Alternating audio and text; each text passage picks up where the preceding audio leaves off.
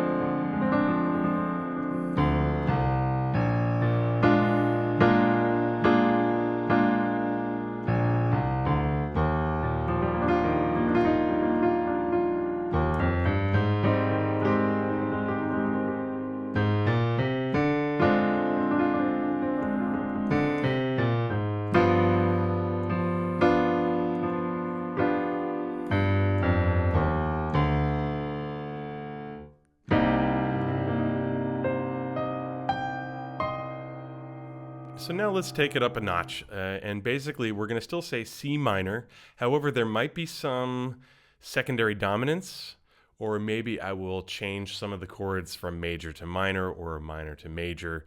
See if you can pick up on that second level of how this will actually work. So now you really need to listen for 2 things. You're going to listen for that root movement of the left hand, which I will still very clearly play, but then you also have to sort of pay attention to the quality of the chord.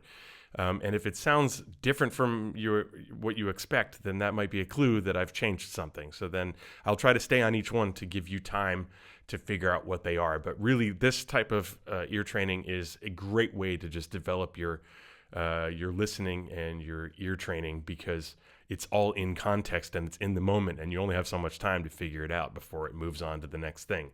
So, viel Spaß, as they say in German, have fun. So I'll start again with C minor.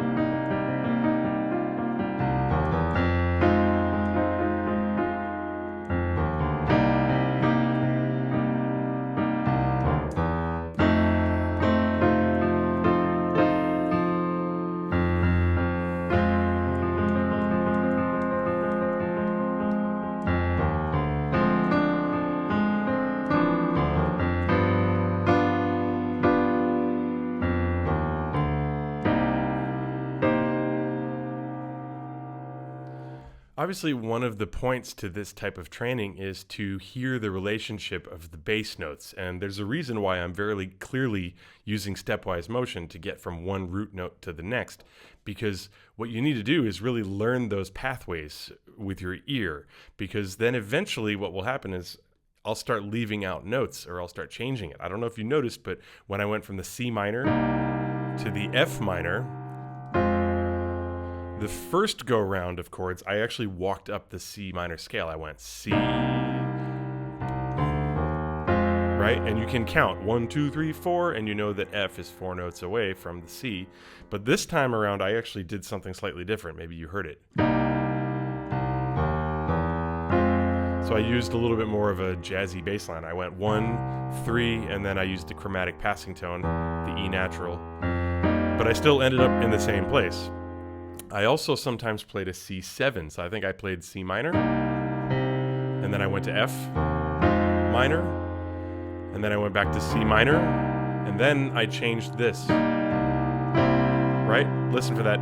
Da, da, da. That's the major third, and also there's a really bright sound in there, and that's the tritone.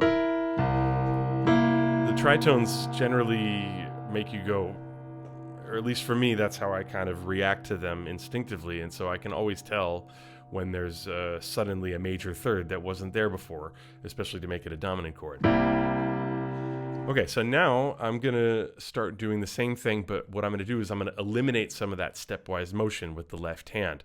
And I'm just going to skip from chord to chord. And what you need to do is try to sing a pathway from the root notes so that you can figure out which direction it goes. And one of the decisions you have to make is, did it go up or did it go down? Because there are certain chords, like for example, if I play C minor and I play a very low C, but then I go to the A flat and play the A flat up higher,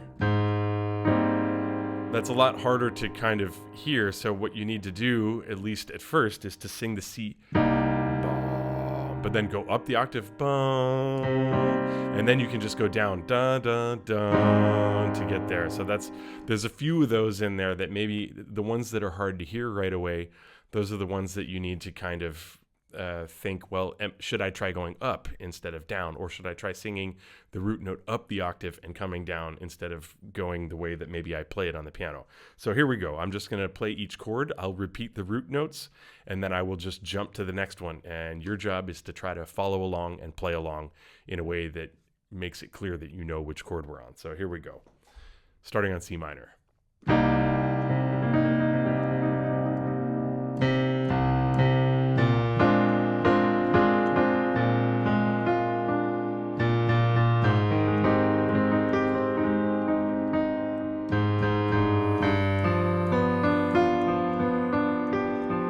By the way, I'm also playing a G7 every time I get to that G, so it's a dominant there.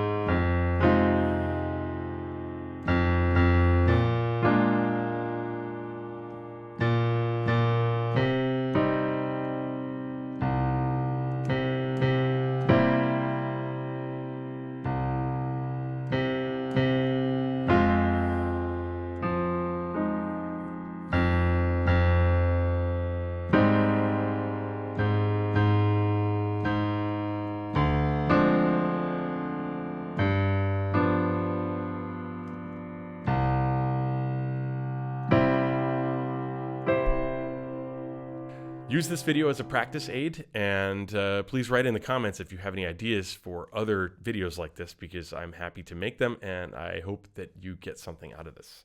Thank you very much for watching. Please subscribe, and I'll talk to you real soon in the next video.